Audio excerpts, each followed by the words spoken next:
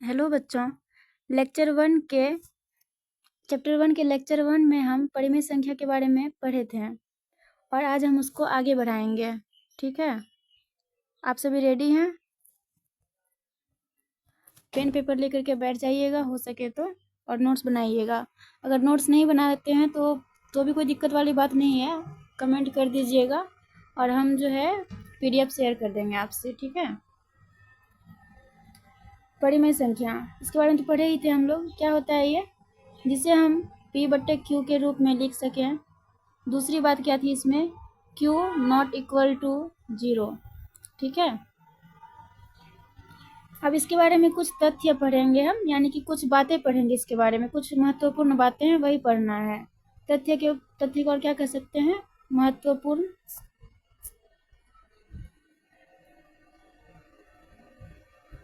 महत्वपूर्ण बातें, जिससे कि और ये ज़्यादा अच्छे से हमें समझ में आए। ठीक है, देखिए सबसे पहले पढ़ेंगे ये कि P/Q जो है, इसमें हमें जो है ये हर जो होता है, यानी कि Q को हमेशा पॉजिटिव रखना है, यानी कि धनात्मक जो है चिन्ह, यानी कि प्लस वाला, ये नीचे में हमेशा प्लस रहेगा। जैसे एग्जाम्पल के लिए मान लेते हैं कि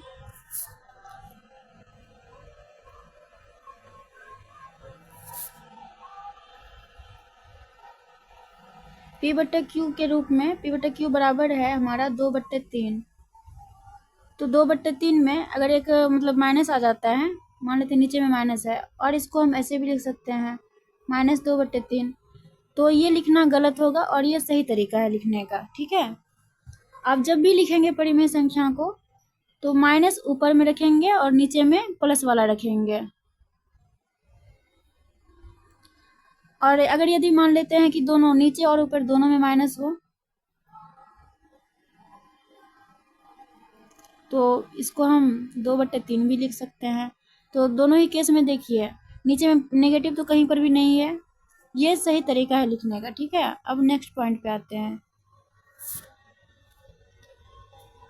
दूसरा पॉइंट क्या था हमारा, ये परिमेय संख्या के बारे में, पूर्णांक परिमेय संख्या के रूप में। ठीक है,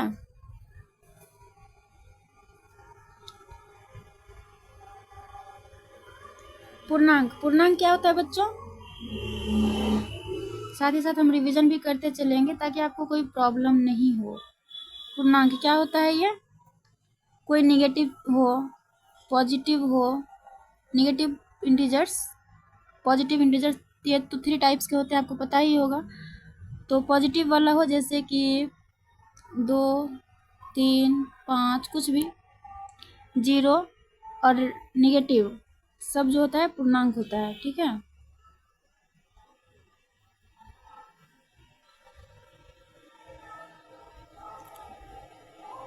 एग्जाम्पल के लिए यहाँ लिख देती हूँ, आपको प्रॉब्लम नहीं हो इसके लिए।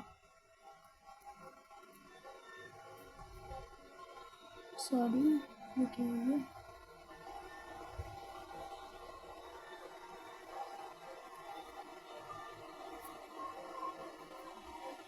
हाँ, तो पूर्णांक जो होता है ये भी परिमेय संख्या के रूप में होता है। ठीक है, जैसे कि मान लीजिए 3 है, यहाँ से ही एग्जाम्पल लेते हैं हम, 3 है तो इसको हम 3 को क्या लिख सकते हैं, 3/1 लिख सकते हैं। ये तो अभी तो ये मान लीजिए कोई भी बोल सकता है, बच्चा जो नया बच्चा है वो बोलेगा कि नहीं ये परिमेय संख्या नहीं है, लेकिन जब हम ये कर देंगे तो ये हो गया P/Q के रूप में, तो हो गया ये पूर्णांक, परिमेय संख्या हो गया। पूर्णांक जो है परिमेय संख्या के रूप में हो गया। ठीक है, जैसे मान लीजिए दूसरा एग्जाम्पल आपको लेना हो तो 5 ले सकते हैं, 4 ले सकते हैं इसको, 5/1, 4/1। एक और बातें हैं बच्चों, जैसे कि परिमेय संख्या के बारे में, कि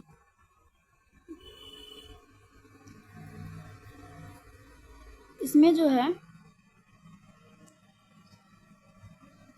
कोई भी जो है कॉमन गुणनखंड नहीं होना चाहिए। जैसे मान लेते हैं 1 नहीं आना चाहिए, जैसे कि 2/3 है, 1 के अलावा जैसे कि 2 भी है, 3 भी है, इसमें भी देखिए 2 गुना 1 और 3 गुना 1 लिख सकते हैं इसको। तो 1 के अलावा कोई और भी जो है कॉमन नहीं आना चाहिए। ठीक है, ये ध्यान में रखिएगा आप लोग।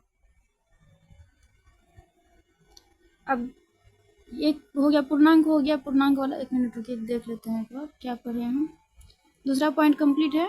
अगर कोई भी डाउट हो तो आप हमसे पूछ सकते हैं कमेंट में, हम उसका जवाब जरूर देंगे आपको। और अगर पीपीटी चाहिए तो आप कमेंट कीजिएगा, सॉरी पीडीएफ चाहिए तो आप कमेंट कीजिएगा। देखिए अब तीसरा पॉइंट क्या है, धनात्मक एवं ऋणात्मक परिमेय संख्या।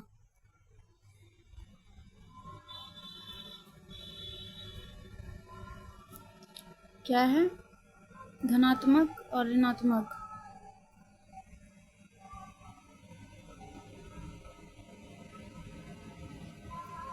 धनात्मक और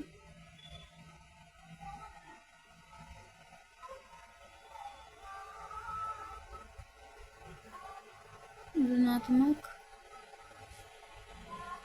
परिमेय संख्या, ठीक है।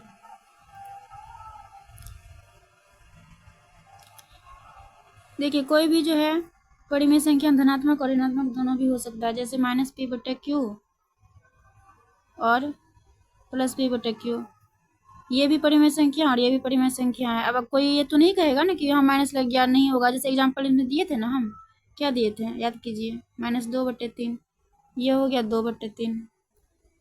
तो ये भी परिमेय संख्या और ये भी परिमेय संख्या है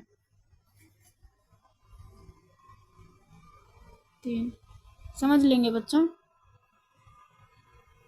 इसको हम डिलीट करके फिर से लिखते हैं तो क्या आपको प्रॉब्लम नहीं हो, ठीक है। अब नेक्स्ट पॉइंट पे चलते हैं। हमारा नेक्स्ट पॉइंट क्या है, ये तीनों तो हो गया। अभी एक और नोट करने वाली बात है कि जो परिमेय संख्या जो होता है, ये जोड़ घटा गुणन भाग सभी संक्रियाओं के मतलब संगत जो होता है एक जैसी होती है। जैसे कि मान लीजिए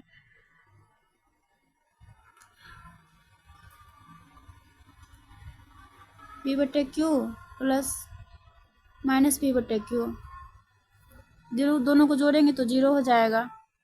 तो वही सबके आपको हम पिछले लेक्चर में बताए थे समवृत्त के बारे में, कुछ याद है आप लोगों को? समवृत्त हम आपको जो है वो भी शेयर कर देंगे फिर से, अगर कोई प्रॉब्लम हो तो। समवृत्त,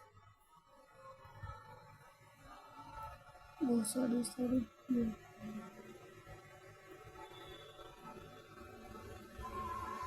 समवृत्त क्या था बच्चों?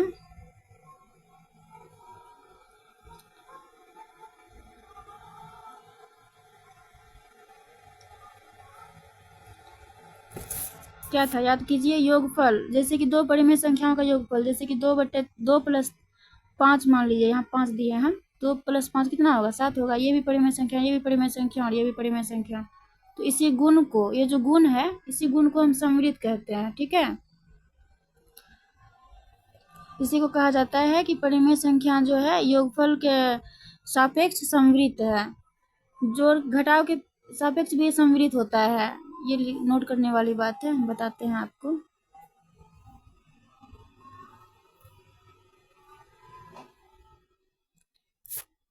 कि परिमेय संख्या जो है किसके किसके सापेक्ष जो है समवृत्त होती है।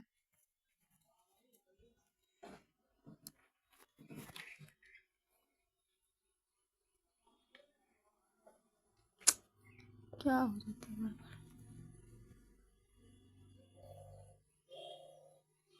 समवृत्त, ये योग यानी कि जोड़, घटाव,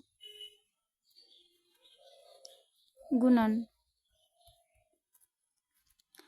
ये तीनों के जो है सापेक्ष समवृत्त होती है परिमेय संख्याएं, ठीक है।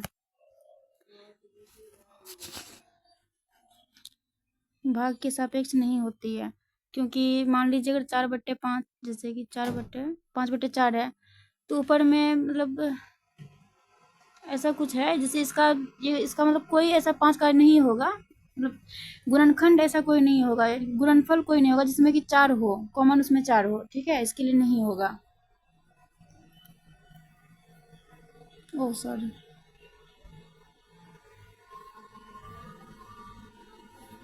तो ये तीनों के जो सापेक्ष क्या होता है, समवृत्त होती है।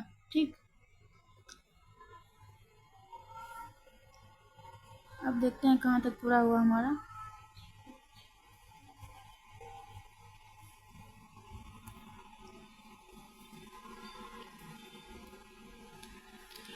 अब देखिए नेक्स्ट पॉइंट पे आते हैं हम लोग, दो परिमेय संख्याओं के बीच अन्य परिमेय संख्याएं। जैसे कि मान लीजिए 2 और 3। अब जैसे कि जो छोटे बच्चे हैं उनको तो नहीं पता होगा कि 2 और 3 के बीच कोई परिमेय संख्या, कोई संख्या भी होती है, लेकिन रियल तो ये हकीकत ये है कि इस दोनों के बीच अनंत परिमेय संख्याएं हैं। अनंत यानी कि उसको हम गिन भी नहीं सकते हैं कि कितना परिमेय संख्या है। जैसे 2.1, आप दशमलव वाला तो पढ़े ही होंगे। 2.2, 2.3,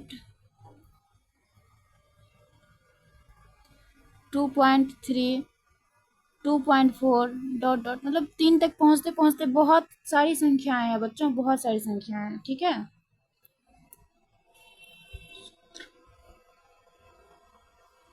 अब देखिए जैसे कि उसको, अब हम बताते हैं फॉर्मूला, यानी कि दो परिमेय संख्या, जैसे कि 2 और 3 है, मान लीजिए इसके बीच में आपको दो संख्या निकालना है। ठीक है, और ये कोई जरूरी नहीं है, अगर कोई दो संख्या निकालने वाला क्वेश्चन आ जाता है तो उसमें हम सेम संख्या आंसर के अकॉर्डिंग ही निकाल लेंगे, ऐसा कुछ नहीं होता है, क्योंकि उसके बीच में अनंत परिमेय संख्या है और हमारा उस बीच का कोई भी संख्या आ सकता है एक टाइम पर।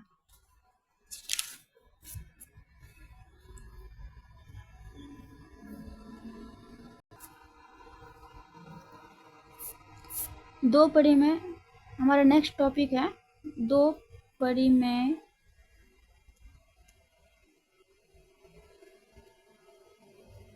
संख्याओं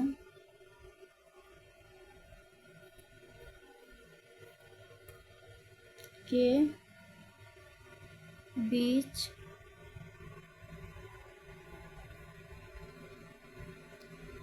परिमेय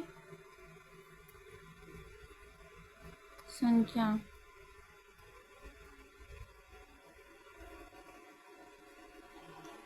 ठीक है, इसका सूत्र मान लीजिए 2 और 3 है, तो इसको हम a और इसको हम b मान लेते हैं। ठीक है,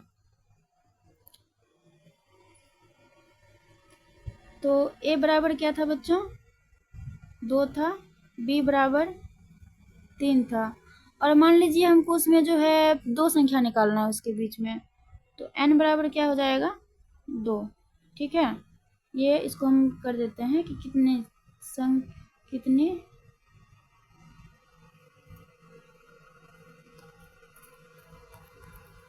संख्या निकालना है। ठीक,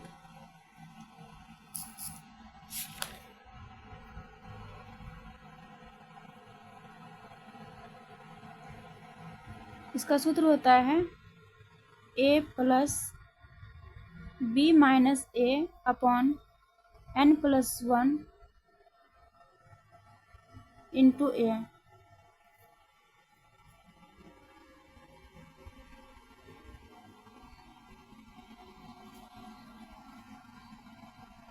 सॉरी बच्चों, इंटू a नहीं होता, मिस्टेक हो गया थोड़ा सा।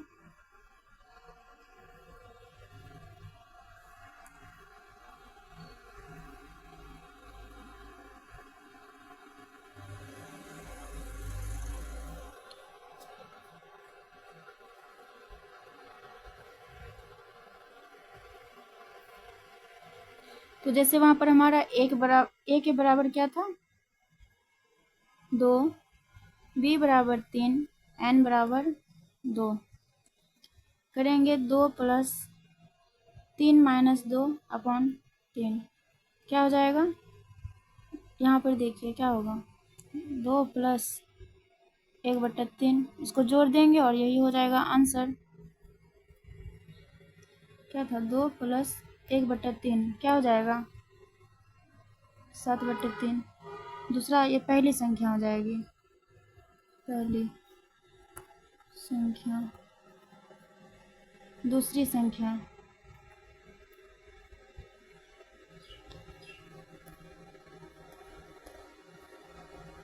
बराबर, दूसरी संख्या क्या होगी, ए प्लस, अब यहाँ पर n बराबर क्या, n बराबर 2 हो जाएगा। यहाँ पहला था तो वहाँ 1 जोड़े थे और यहाँ पर 2 जोड़ेंगे।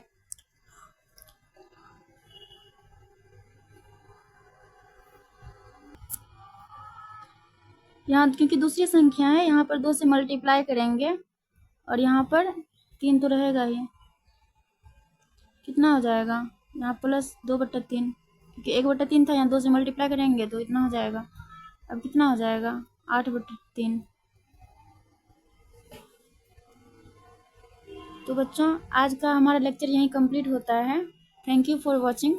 और अगर आपके आसपास कोई 9th 10th 11th and 12th से रिलेटेड कोई भी स्टूडेंट हो जो मैथ पढ़ना चाहता हो तो आप हमें कमेंट कर सकते हैं, हम उस पर वीडियो ज़रूर बनाएंगे। और अगर आप साइंस पढ़ना चाहते हैं, साइंस, तो उसमें भी हम वीडियो बनाएंगे, आप हमको कमेंट करके ज़रूर बताइएगा। और PDF चाहिए होगा तो हम अपना व्हाट्सएप ग्रुप पे शेयर करेंगे और आपको जो है वहाँ से मिल जाएगा।